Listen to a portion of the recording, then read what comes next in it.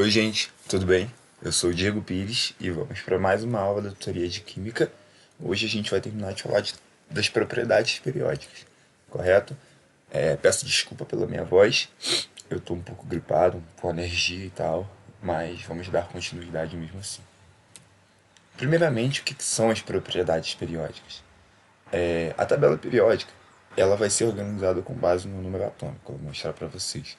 O número atômico ele vai crescer da esquerda para a direita. Essa organização permite que a gente possa anotar alguns padrões na tabela. Esses padrões são o que a gente chama de propriedades periódicas.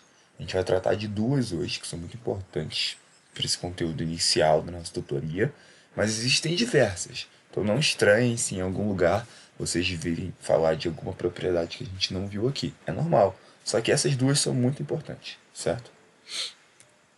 Aqui eu mostro para vocês uma tabela. Note que o número atômico vai crescer nela.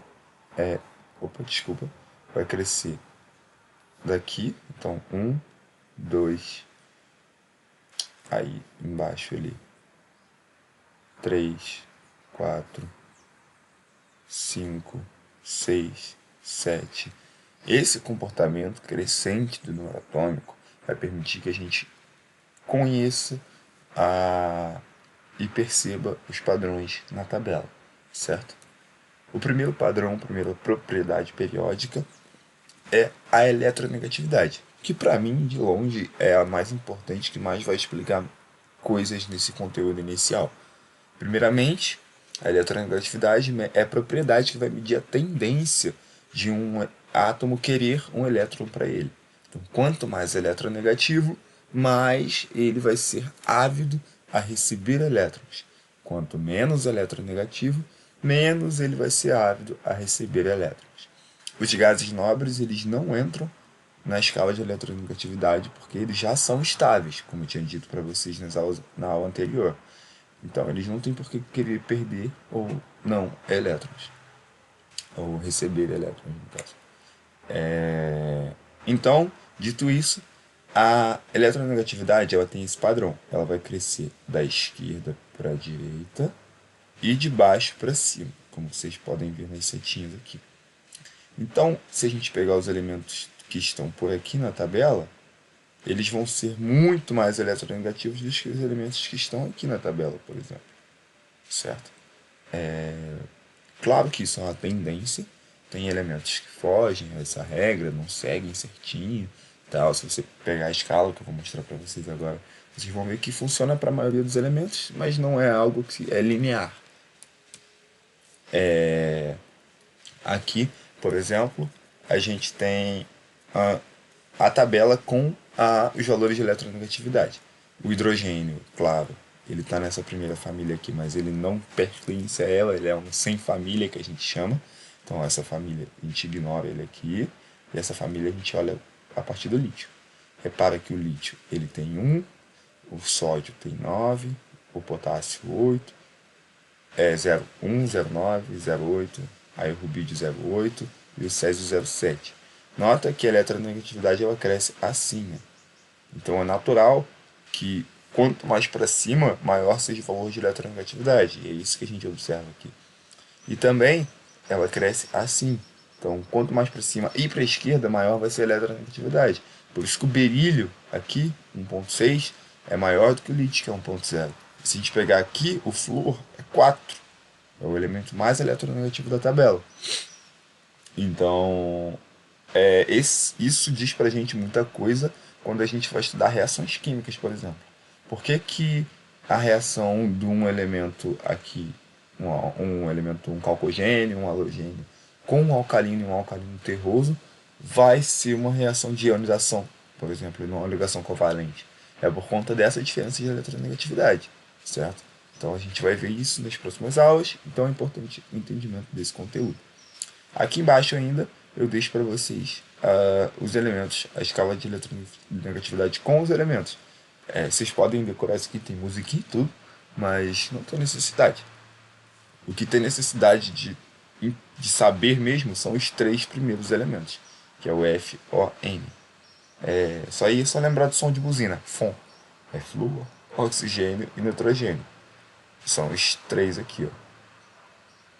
Esses três vão ser importantes, porque quando a gente for falar de interações intermoleculares, eles vão fazer uma ligaçãozinha especial lá, que é importantíssimo para o entendimento, principalmente na química orgânica. Vocês vão falar muito dessa ligação, que é a ligação de hidrogênio.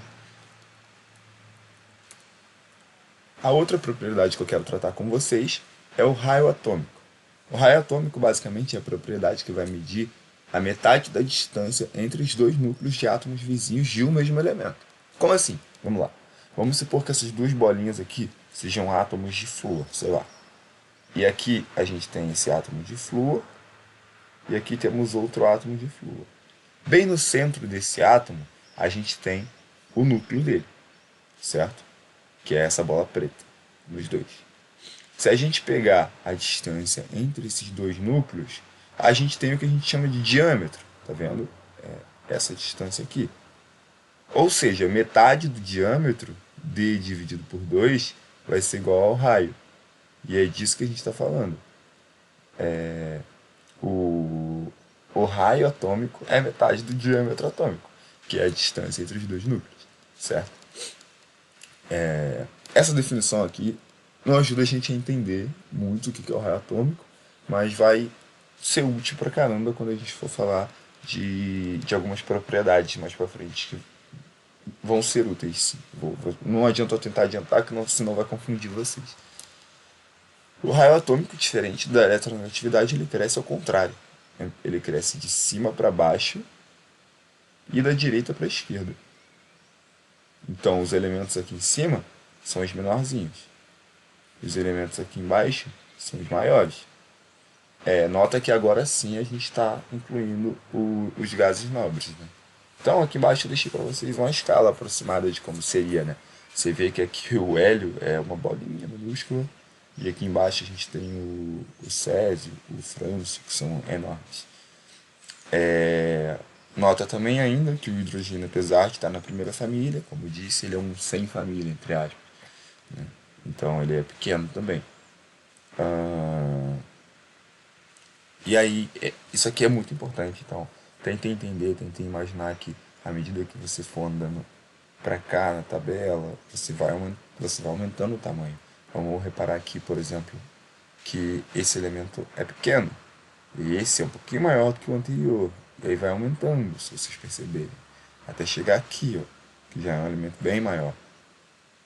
Esses elementos aqui não estão listados porque eles são elementos que decaem muito rápido radioativamente. Como eles decaem, a gente não consegue ter noção exatamente do tamanho dele, porque eles emitem partículas e tal, e eles vão diminuindo até chegar aqui.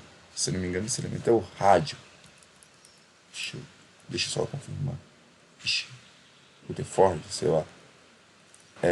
Mas, enfim, o importante é entender que esses elementos que não estão listados aqui são porque eles decaem radioativo, eles têm decaimento radioativo muito rápido. O mesmo aqui embaixo também, na família dos actinídeos, certo? E agora, quero que você pause o vídeo rapidinho e tente fazer essa questão. Essa questão é da PUC RJ, só que eu modifiquei ela porque falava de uma propriedade que a gente não estudou. Então, lê a questão, pausa o vídeo, que eu vou dar o gabarito daqui a pouquinho. Pausou, beleza? Vamos lá. Imagino que você já tenha resolvido. Então, vamos pegar o gabarito aqui. Já vou falar para vocês, vamos ler certinho. Considerando as afirmações sobre os elementos do grupo 1A da tabela periódica. Qual que é o grupo 1A? É esse aqui, né? Lembra? A gente viu na aula anterior. Foi mal, rasurei demais. Vamos ver quais são as afirmativas. Ela fala que eles são chamados de metais alcalinos. Certo, a gente viu na última aula que a primeira família aqui é chamada de metais alcalinos. Então, o número 1 está correto. Seus raios atômicos crescem com o aumento do número atômico. Ou seja, o lítio, que é 3, seria menor do que o sódio, que é 11, que é menor do que o potássio. E, de fato, a gente vê aqui, ó, que à medida que o número atômico cresce, o tamanho deles cresce, porque ele cresce de cima para baixo, certo? Então a 2 também está correta. Sua eletronegatividade aumenta com o número atômico. Isso aqui não, isso aqui está errado, lembra? A eletronegatividade cresce de baixo para cima. Então quando diminui o número atômico, ela aumenta, correto? Ela é o contrário do raio atômico, então não teria como as duas estarem corretas simultaneamente, falando a mesma coisa, então você está errada. E seu caráter metálico aumenta com o número atômico. A gente não falou muito sobre o caráter metálico, só que podemos imaginar o seguinte: quanto maior é o átomo, mais caráter metálico ele vai ter. Falando dos metais, é claro. A gente não vai falar disso, dos ametais, que são para cá. Então, quanto maior o átomo do metal, maior vai ser seu caráter metálico. Então, a gente pode fazer essa associação aí e constatar que essa aqui também é correta. Então, qual é a nossa alternativa? 1, 2 e 4 estão corretas, certo? Vou tentar botar um exercício sempre no final de cada bloco, beleza? Esse foi o final do nosso bloco sobre tabela. Na próxima aula a gente já vai entrar em outro assunto, beleza? Muito obrigado por assistir novamente e até a próxima.